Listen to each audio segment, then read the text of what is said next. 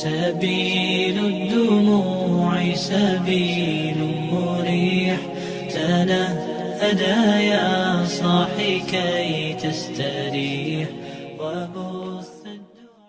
Assalamualaikum warahmatullahi wabarakatuh. Alhamdulillahi rabbil alamin. Wassalatu wassalamu ala asyrafil anbiya'i wal mursalin wa ala alihi wa sahbihi ajmain. Puji dan syukur kita panjatkan kehadirat Allah Subhanahu wa taala. Alhamdulillah kita bisa bertemu kembali di channel YouTube Abu Naila, yang mudah-mudahan Allah Subhanahu wa taala senantiasa memberikan keberkahan kepada kita, memberikan tuntunan dan bimbingannya kepada kita untuk senantiasa menjalankan apa yang diperintahkannya dan menjauhi segala apa yang dilarangnya. Jemaah sekalian yang Allah muliakan, pada kesempatan kali ini kita akan membahas terkait hal-hal yang banyak dipertanyakan di bulan suci Ramadan. Di antaranya ialah terkait dengan niat. Apakah niat puasa itu harus dilakukan tiap malam atau cukup dilakukan sekali dalam satu bulan? Nah, perlu kita ketahui jemaah sekalian, yang pertama bahwasanya niat itu adalah tempatnya di dalam hati. Oleh karenanya pendapat yang paling kuat yang mengatakan bahwasanya niat yang dilafadzkan itu tidak disyariatkan, karena tidak pernah dicontohkan oleh Rasul dan para sahabat radhiyallahu anhum. Niat itu tempatnya di dalam hati. Nah, ketika di bulan Ramadan seseorang dia di malam harinya menyadari bahwa besok akan masuk bulan suci, kemudian kebiasaannya memang saum di bulan itu, atau dia bangun pada waktu sahur dengan niat makan di waktu sahur, maka hakikatnya dia sudah berniat untuk berpuasa di bulan suci Ramadan. Dan niat ini jemaah sekalian inti dari amal. Amal diterima atau tidak tergantung pada niat. Sebagaimana Rasulullah Shallallahu Alaihi Wasallam bersabda, innamal a'malu binniyat. Sesungguhnya setiap amal itu tergantung pada niat. Nah, jemaah sekalian yang Allah muliakan, pertanyaannya apakah niat puasa di bulan suci Ramadan itu harus dilakukan tiap malam ataukah cukup dalam satu bulan satu kali saja niatnya? Dalam hal ini ada perbedaan pendapat di kalangan ulama. Sebagian Hanabilah berkata bahwasanya dibolehkan niat satu bulan itu cukup satu kali. Jadi niat satu kali untuk satu bulan. Tetapi pendapat ulama yang lain yang menurut kami ini pendapat yang lebih kuat, bahwasanya tidak cukup niat dilakukan satu kali untuk satu bulan, tapi niat saum di bulan Ramadan harus dilakukan tiap malam. Sebagaimana Rasulullah Shallallahu Alaihi Wasallam bersabda, "Man lam yujmi'is siyama qabla al-fajri fala siyama lahu." Barang siapa yang tidak berniat di malam harinya, maka barang siapa yang tidak berniat saum di malam hari sampai terbit fajar, maka tidak ada saum baginya. Dalam artian saumnya tidak sah. Nah, berbeda hanya dengan ibadah saum sunnah jemaah sekalian. Ini boleh seseorang berniat sampai tergelincirnya matahari, sebagaimana yang ma'ruf yang pernah dilakukan oleh Rasulullah Sallallahu Alaihi Wasallam. Nah, kemudian yang kedua jemaah sekalian, di antara pertanyaan yang beredar di tengah masyarakat kita terkait dengan mencicipi makanan. Maka pendapat yang kuat yang mengatakan bahwasannya mencicipi makanan bagi orang yang membutuhkan akan hal itu dibolehkan.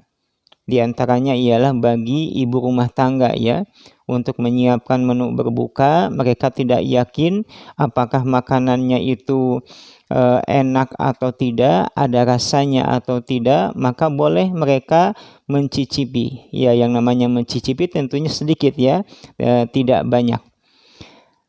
Tentunya jemaah sekalian yang Allah muliakan, ini berdasarkan hajat atau kebutuhan. Sedangkan bagi mereka yang yakin ya akan rasa masakannya, maka tentunya tindakan hati-hati itu lebih baik ya. Tindakan hati-hati untuk tidak mencicipi makanan itu lebih baik. Selanjutnya ialah menelan ludah atau dahak. Nah, para ulama umumnya mengatakan bahwasanya menelan ludah atau dahak itu tidak sampai membatalkan puasa karena tidak masuk ke dalam kategori makan dan minum. Selanjutnya ialah makan dan minum ketika azan fajar atau azan subuh ya. Boleh jadi orang kesiangan bangunnya ketika dia enak menyantap makanan di waktu sahur, tiba-tiba kumandang azan. Maka bagi mereka yang tidak mengetahui ya kapan jadwal kumandang azan subuh, hal itu dibolehkan. Sebagaimana Rasulullah Shallallahu Alaihi Wasallam bersabda, "Idza sami'a ahadukumun nida wal ina'u ala yadihi fala yad'uhu hatta yaqdiya hajatahu minhu." Apabila salah seorang di antara kalian mendengar azan, maksudnya adzan subuh, sedangkan di tangannya dia masih memegang wadah atau piring makanan, maka jangan ia letakkan sampai dia menyelesaikan hajatnya atau sampai dia menyelesaikan makan sahurnya. Nah, jemaah sekalian yang Allah muliakan, kata para ulama ini diperuntukkan bagi mereka yang tidak mengetahui ya. Diperuntukkan bagi mereka yang tidak mengetahui kapan kumandang azan subuh. Sedangkan bagi mereka yang tahu tentunya hal itu tidak dibolehkan. Saat mendengar kumandang azan, hendaknya hentikan makan dan minumnya karena bukan waktunya lagi ya. Kemudian Allah Subhanahu wa taala berfirman, "Wa kulu washrabu hatta yatabayyana lakumul khaytul abyadu minal khaytil aswadi minal fajr." Makan dan minumlah kalian sampai nampak bagi kalian benang hitam di atas dari benang putih. Sampai nampak bagi kalian benang putih dari benang hitam minal fajri. Yang dimaksud ialah waktu fajar. Jadi selama azan fajar atau azan subuh belum berkumandang, maka selama itu pula kita boleh menyantap makanan. Nah, ketika orang sedang menyantap makanan, terdengar kumandang azan, maka hendaknya dia selesaikan makanannya. Tapi ini diperuntukkan bagi mereka yang tidak mengetahui akan waktu tibanya azan fajar atau azan subuh. Nah, kemudian jemaah sekalian yang Allah muliakan, waktu sahur adalah waktu yang penuh dengan keberkahan. Sebagaimana Rasulullah Shallallahu Alaihi Wasallam bersabda, "Tasahharu fa inna fis sahuri barakatun." Bersahurlah kalian karena sesungguhnya di waktu sahur itu ada keberkahan. Nah, di antara keutamaan waktu sahur adalah waktu yang dimana membedakan antara kita dengan umat-umat terdahulu. Makan di waktu sahur adalah amalan yang membedakan kita dengan ahlul kitab. Sebagaimana Rasulullah Shallallahu Alaihi Wasallam bersabda, "Faslu ma baina siyamina wa siyami ahlil kitabi aklatus sahar." Pemisah antara saum kita atau puasa kita dengan puasanya ahlul kitab yaitu makan di waktu sahur. Maka di waktu sahur ketika kita makan ini bagian dari sunnah. Kapan sampai berlangsungnya? Berlangsungnya sampai terbit fajar. Dan afdolnya jemaah sekalian bersahur itu dengan menyantap kurma. Sebagaimana Rasulullah Shallallahu Alaihi Wasallam bersabda, "Ni'mas sahurul mu'mini at-tamru." Sebaik-baik santapan sahur bagi orang yang mukmin adalah tamar. Nah, tamar itu biasanya diartikan dengan kurma kering ya. Berbeda hanya dengan rutab, itu biasanya diartikan dengan kurma basah. Nah, selanjutnya untuk waktu berbuka. Nah, waktu berbuka ini jemaah sekalian jelas ya. Waktu berbuka itu ialah ketika matahari terbenam. Sebagaimana Allah Subhanahu wa taala berfirman, "Tsumma atimmus siyama ilal lail." Kemudian sempurnakan saum sampai tibanya malam, yaitu sampai terbenamnya matahari. Nah, jemaah sekalian yang Allah muliakan, jadi waktu berbuka itu patokannya sebenarnya bukan azan. Patokannya ialah ketika matahari terbenam. Jadi kalau misalkan orang sudah melihat matahari terbenam, walaupun belum kumandang azan, maka dibolehkan dia berbuka. Dan sunnahnya berbuka adalah disegerakan. Yang disilakan dengan ta'jilul fitri, menyegerakan berbuka. Dan menyegerakan berbuka ini jemaah sekalian ada keutamaannya. Rasulullah Shallallahu Alaihi Wasallam bersabda, la yazalun nasu bi khairin ma ajjalul fitra. Tidak henti-hentinya manusia akan mendapatkan kebaikan selama mereka menyegerakan berbuka. Jadi saat matahari terbenam atau bagi mereka yang mendengar kumandang azan maghrib, maka sunnahnya hendaknya langsung membatalkan puasanya. Hendaknya langsung berbuka. Ya, dan berbuka yang paling utama tentunya ialah dengan rutob. Rutob itu kurma basah. Kalau tidak ada, maka dengan tamar, kurma kering. Kalau tidak ada, maka dengan air. Ini bagian dari kesederhanaan ya. Rasulullah SAW berbuka dengan makanan sekedarnya, bahkan memilih makanan yang terbaik. Di antara kebiasaan yang keliru sebagian masyarakat kita saat maghrib tiba, mereka enaknya menyantap hidangan berbuka ya sampai perutnya itu kekenyangan, sehingga mereka lupa akan sholat berjamaah di masjid, terlebih hanya laki-laki ya, Maka sebenarnya jemaah sekalian ketika berbuka cukuplah seseorang itu makan ala kadarnya. Asal yang penting ya, jangan sampai dia meninggalkan sholat maghrib.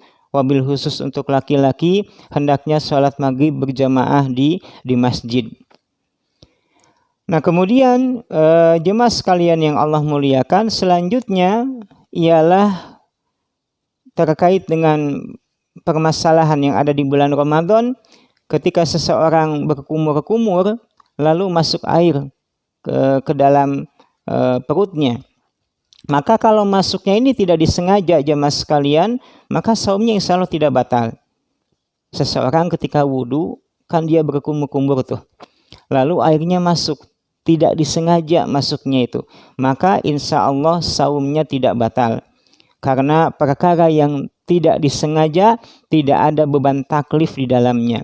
Bukankah Allah Subhanahu wa taala berfirman, "Walaisa 'alaikum junahun fima akhta'tum bihi, walakin ma ta'ammadat qulubukum." Dan tidak ada dosa bagi kalian terhadap apa yang kalian lakukan secara tidak sengaja, secara tersalah. Adapun bagi mereka yang sengaja diniatkan di dalam hati, maka tentunya mereka akan menanggung beban atau dosanya. Nah selanjutnya jemaah sekalian, di antara hal yang tidak sampai membatalkan puasa ialah menggunakan pasta gigi, ya, menggunakan pasta gigi. Siwak di zaman modern seperti ini biasanya diganti dengan sikat gigi plus pasta gigi. Maka secara umum hal ini tidak membatalkan puasa ya. Walaupun para ulama menganjurkan hendaknya ketika menggunakan pasta gigi hendaknya dilakukan di waktu malam. Karena di dalam pasta gigi itu ada enzim yang sangat kuat ya, yang punya rasa amat pekat sehingga dikhawatirkan bisa merusak ibadah puasa. Tapi secara umum para ulama membolehkan orang yang berpuasa menggunakan pasta gigi. Selanjutnya ialah saum atau puasa bagi mereka yang junub. Maka orang yang junub saumnya sah ya. Saumnya sah meskipun dia belum mandi besar.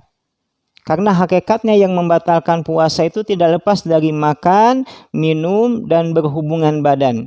Tapi kalau misalkan orang berhubungan badan misalkan sebelum fajar, lalu ketika fajar tiba, adzan subuh berkumandang, dia belum mandi besar, maka saumnya tetap sah, ya.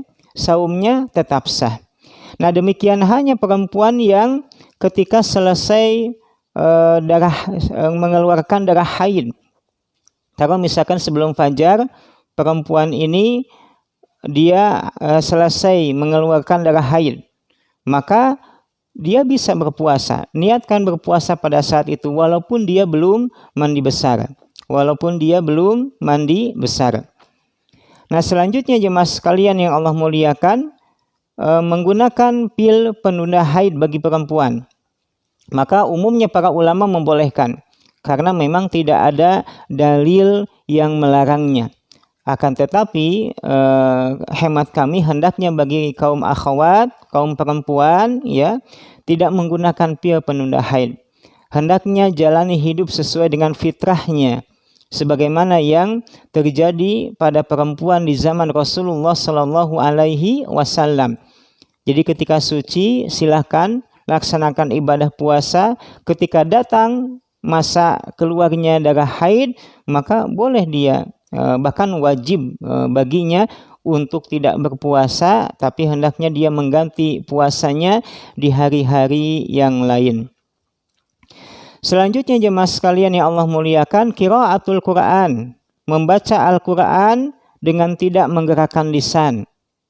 Ini diantara pertanyaan, ya, yang biasanya ada di bulan Ramadan bagi mereka yang membaca Quran tapi tidak menggerakkan bibirnya. Maka hal ini tidak dilakukan oleh generasi salaf zaman dahulu, karena yang namanya membaca itu ada gerakan bibir, ada suara yang keluar walaupun lirih, walaupun hanya sekedar bisikan saja. Jadi bagi mereka yang membaca di dalam hati tanpa menggerakkan lisan, hakikatnya mereka tidak membaca. Terlebih hanya kalau mereka membaca Al-Quran di dalam sholat dengan tidak menggerakkan bibirnya, maka para ulama mengatakan sholat tersebut itu tidak sah. Sholat tersebut itu tidak sah. Nah, kemudian di antara pertanyaan lagi yaitu tentang hukum berdoa dengan menggunakan nada, ya, atau lagu. Maka afdolnya tidak digunakan. Hendaknya berdoa sebagaimana umumnya manusia berdoa kepada Allah Subhanahu wa taala dengan penuh kekhusyuan, tadarru, merendahkan diri dan hati kepada Allah Subhanahu wa taala, seperti hanya seseorang yang meminta dan memohon kepada Allah Subhanahu wa taala. Maka afdolnya ketika berdoa tidak menggunakan nada atau lagu. Selanjutnya, mendirikan jamaah sholat di tengah jamaah yang sedang melaksanakan sholat tarawih. Kalau misalkan ada jamaah yang utama setelah sholat isya, mereka melaksanakan sholat tarawih bersama imam. Lalu ada sebagian jemaah di belakang yang belum melaksanakan sholat isya. Kemudian mereka membuat jemaah yang baru dengan imam yang berbeda. Ya, tentunya jemaah sekalian yang Allah muliakan, alangkah lebih baik bagi jemaah yang terlambat ini mereka ikut bergabung dengan jemaah tarawih. Dan dalam fikih Islam dibolehkan bagi mereka yang sholat fardu bermakmum kepada imam yang melaksanakan sholat sunnah. Itu dibolehkan.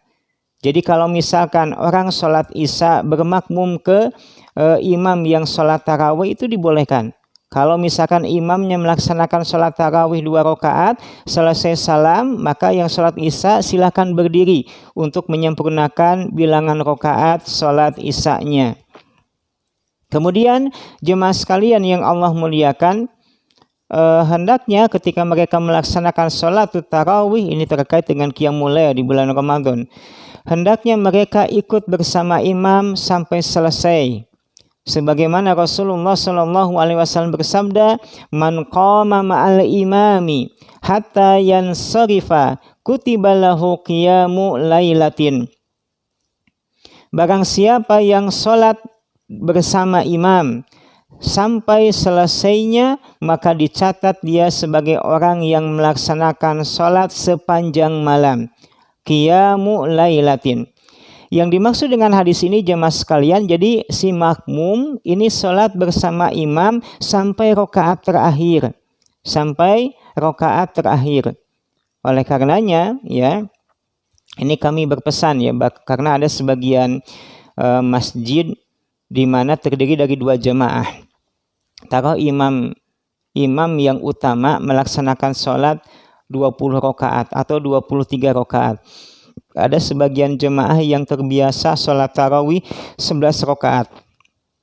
Ketika di 8 rakaat mereka menyelesaikan langsung pulang ya. Mereka selesaikan langsung pulang. Yang tersisa di masjid adalah imam serta jemaahnya yang melaksanakan sholat 23 rakaat. Ya, afdolnya jemaah sekalian kita mengikuti sampai akhir. Atau bagi jemaah yang biasa sholat 11 rakaat, hendaknya dia mencari masjid-masjid yang memang melaksanakan sholat tarawih 11 rakaat. Sehingga dia mendapatkan keutamaan ya, yaitu mengikuti sholat beserta imam dari awal sampai akhir. Nah, jemaah sekalian yang Allah muliakan, itu mungkin ya beberapa hal yang terkait dengan pertanyaan seputar Ramadan atau seputar puasa di bulan Ramadan. Sebenarnya kami telah menyusun satu buku kecil ya, buku saku yang terkait dengan tanya jawab seputar puasa. Nah, bagi jemaah yang ingin memilikinya dalam bentuk PDF, kami menyediakan hal itu. Silakan bisa menghubungi kami ya. Demikian yang bisa kami sampaikan. Mohon maaf atas segala kekurangan. Wabillahi taufiq wal hidayah. Wassalamualaikum warahmatullahi wabarakatuh.